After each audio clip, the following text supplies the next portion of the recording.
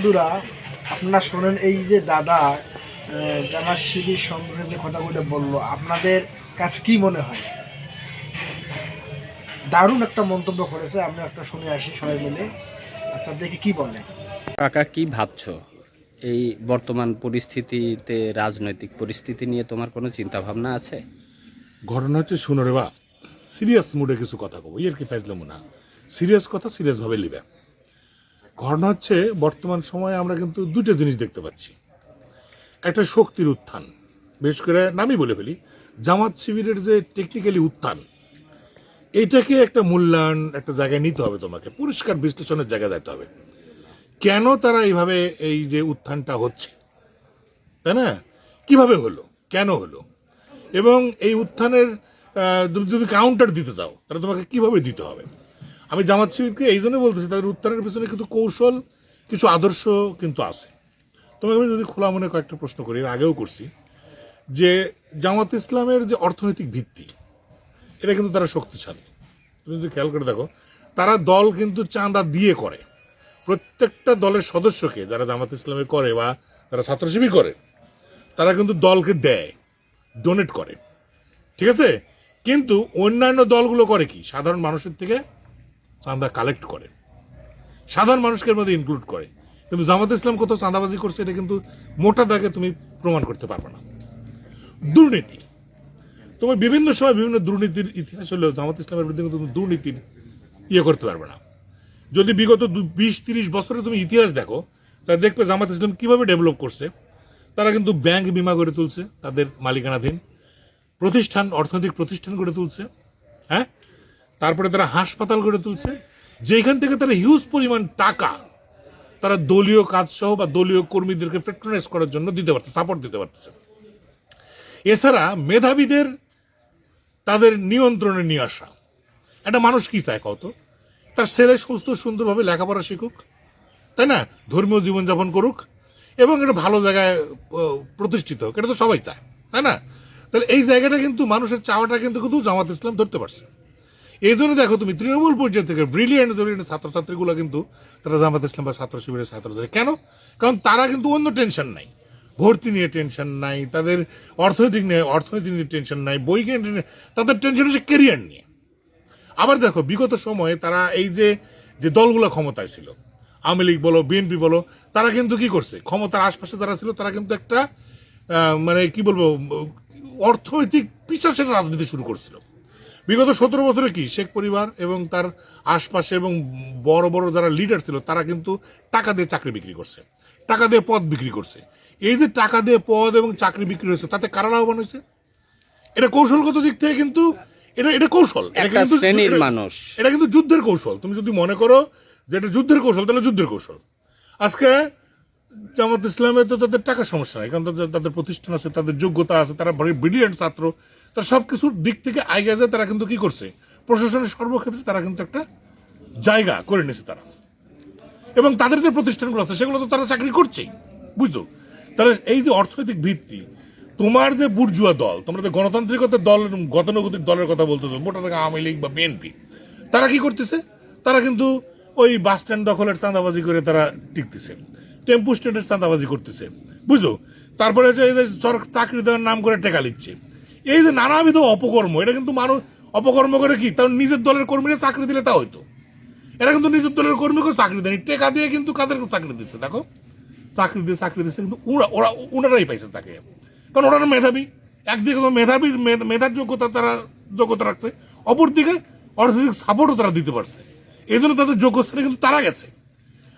তোমার কর্মীরা কিন্তু না খেতে পায়, দিনের পর দিন না পায়, তারা কিন্তু দল ত্যাগ করছে, রিক্সা চালাইছে, হ্যাঁ, পদ পায়নি। আজকে আওয়ামী লীগের লোকজনের মধ্যে যদি জেলা কমিটির দেখো, আওয়ামী লীগের লোক দেখবে যে জেলা কমিটির পদ প্রদানে আওয়ামী লীগের লোক নাই, টেকা দিয়ে দিয়ে সব ব্যবসায়ীরা বা অন্যান্য পদ প্রদান করছে, তারা লাভবান হয়েছে। এই কারণে কিন্তু যখন সময় আসছে তখন তারা তাকে পিছন থেকে সাপোর্ট দেয়নি, পলা যেতে হয়েছে। বিএনপির এই যে সুদীর্ঘ দিনের রাজনীতিতে মেরুদণ্ড ভেঙে গেছিল, 17 বছর দাঁড়াতে পারেনি। কেন করবো, কেন দাঁড়াতে পারেনি? কারণ তারা সেই কর্মী বাহিনী তারা তৈরি করতে পারেনি। তাদেরকে কর্মী বাহিনীকে যে সাপোর্ট দেওয়া, তার মানে কয়েকটা নেতার হাতে টাকা। তুমি কাকা বলতে চাচ্ছ যে জামাতে জামাতে ইসলাম চাঁদা নেয় ঠিক, কিন্তু নিয়ে তারা ফান্ড ক্রিয়েট করে এবং তারা সেটা তারা সমাজসেবা নিজেরা নিজেদেরকে সেটাই চাঁদা দেয়। সেটাই তাদের একটা অর্থনৈতিক সাপোর্ট আছে, তাদের ব্রিলিয়েন্ট ব্রেন আছে।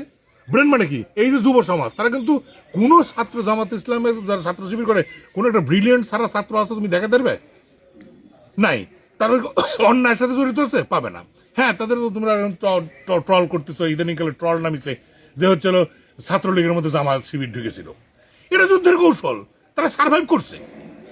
যখন প্রতিকূল পরিবেশ থাকে তখন কি তুমি সার্ভাইভ করবে না? অবশ্যই সার্ভাইভ করবে না তুমি? তুমি কেন তাদেরকে স্থান দিচ্ছ টাকার বিনিময়ে? হ্যাঁ, তুমি টাকার বিনিময়ে, তুমি সুবিধার বিনিময়ে তো তার স্থান দিচ্ছ, তোমার দোষ তো তুমি দেখবে না? তারা তো সার্ভাইভ করছে, সেখানে থেকে তাদেরকে প্রতিষ্ঠান তৈরি করছে। যুদ্ধে কি রণকৌশল বলে একটা কিন্তু কৌশল আছে তোমাকে। অবশ্যই আজকে দেখো জামাত কিন্তু অনেক মডারেট এবং উন্নত কথা বলতেছে। তাদের সম্পর্কে, তারা অন্য ধর্মাবলম্বীদের সম্পর্কে কিন্তু দেখো একটা উদার নীতিতে আসতেছে।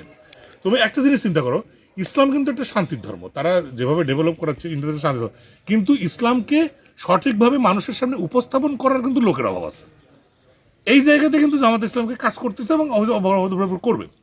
তুমি ডাক্তার শফিকুর রহমানের যদি একটা কথা দেখো জিজিএ কর সম্পর্কে অনেক ধরনের অপপ্রচার, অনেক কথা প্রচলিত আছে, কিন্তু সে কিন্তু একটা সুষ্ঠু সুন্দর ছোট্ট কথা দিয়ে কিন্তু এটাকে একটা পরিকল্পনার মধ্যে নিয়ে এসেছে। তিনি বলছেন যে একজন মুসলমান হিন্দু যখন প্রশ্ন করছে যে আচ্ছা আপনি জিজিএ কর কেন নেবেন আমার থেকে, সে বলছে একজন মুসলমান রাষ্ট্রে যদি মুসলিম তার সম্পদের সঠিক হিস্সার জাকাত দিতে পারে, তাহলে আপনিও তো ওই রাষ্ট্রে বসবাস করেন, তাহলে আপনি সম্পদের একটা কর দিবেন না?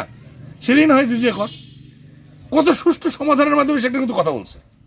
তো এই যে আগে আসা একটা রাষ্ট্রে, একটা ইসলামিক রাষ্ট্রে অন্য ধর্মাবলম্বীদের যে কি স্বাধীনতা, সেইটার যে কিরকম হওয়া উচিত এই সম্পর্কে কিন্তু তারা কথাবার্তা বলতেছে। এটাই কিন্তু লক্ষণ, প্রগতিশীল লক্ষণ। তুমি বাম রাজনীতি, বামেরা কিন্তু অনেক বই পড়াশোনা করে, তারা কিন্তু অনেক জ্ঞানের কথা বলে, সমাজতন্ত্রের কথা বলে, কিন্তু সেই সমাজতন্ত্র কিন্তু একটা সময় মানুষ আকর্ষিত হতো। এখন হয় না কেন? এখন হয় না এই কারণে যে তারা ওই বৃত্ত থেকে বাড়ায় আসতে পারেনি। আধুনিক চিন্তা চেতনা করে সামনে নতুন সমাজ গঠনের জন্য যে ভূমিকা রাখতে হবে সেটা রাখতে পারেনি। আদর্শ বই পুস্তকে এবং কথার মধ্যে রিপোপদ্ধ রাখলে হবে না তো, সেটা বাস্তবে প্রতিফলন দেখতে চায় মানুষ, তাই চায় না? এই বাস্তবে প্রতিফলনটা জামাতের। তবে কি দিন কি শেষ হয়ে গেছে অন্যান্য দলের? জামাত ইসলামকে উত্থান করতেছে তা না।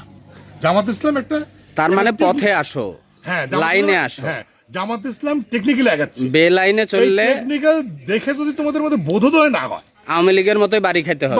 তোমরা যদি বোধোদয় না লাইনে হয়, গেলে তোমরা যদি সঠিকভাবে সামনে এগোতে না পারো, এখনো যদি তোমরা পুরোনো বৃত্তে ফিরে থাকো, নিজেদের মধ্যে যদি সংস্কার আত্মশুদ্ধির চেতনা নিয়ে আসো, তাহলে তোমাদের পথ হবে।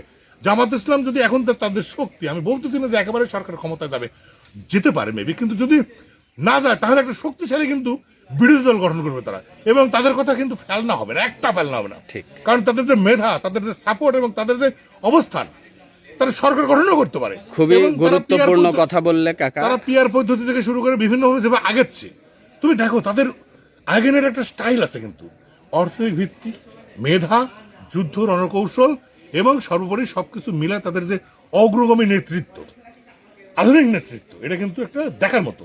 এখন তা দেখে যদি তোমরা শিখতে না পারো, বা যারা বর্তমানে ক্ষমতার দাবিদার বলে লড়াই করতেছ, তারা টেম্পু স্ট্যান্ড দখল করেছো, বাস স্ট্যান্ড দখল করেছো, আর ওরা কিন্তু বিশ্ববিদ্যালয় দখল করেছে, ওরা ব্যাংক বিমা অফিস দখল করেছে, ওরা সরকারি কর্ম দপ্তর দখল করেছে। কি দিয়ে? মেধা দিয়ে, বুদ্ধি দিয়ে, শক্তি দিয়ে। তোমরা সেটা দখল করতে পারোনি। তোমরা যদি মনে করো যে এখনো চাঁদাবাজি কইরে সরকার এক নেতার বক্তব্য ভাইরাল আছে, আমি যদি ক্ষমতার কাছাকাছি যেতে পারি তাহলে তোমাদের জন্য কর্মসংস্থানের ব্যবস্থা করবো, তোমাদের চাঁদাবাজি করে খাওয়া লাগবে না। আরে তারপরে শেষ বলেই দিচ্ছি ওপেন, আমার দলের লোক চাঁদাবাজি করে খায়, আমি ক্ষমতা গেলে চাঁদাবাজি করে কর্মরত সৃষ্টি করবো। তাহলে বুঝো, এইটা হচ্ছে নেতার জ্ঞান গরিমা। এই নেতাদের তুমি দেশ গঠন করবে?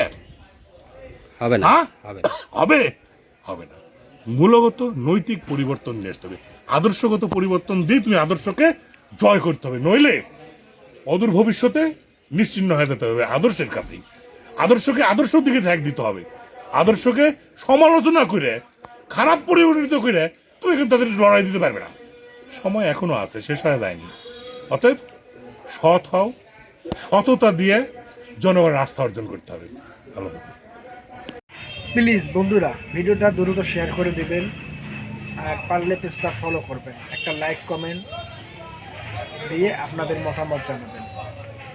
আমি আপনাদের সাপোর্ট চাই, পাশে থাকতে চাই। ইনশাআল্লাহ আমার পেজ একদিন বড় হবে।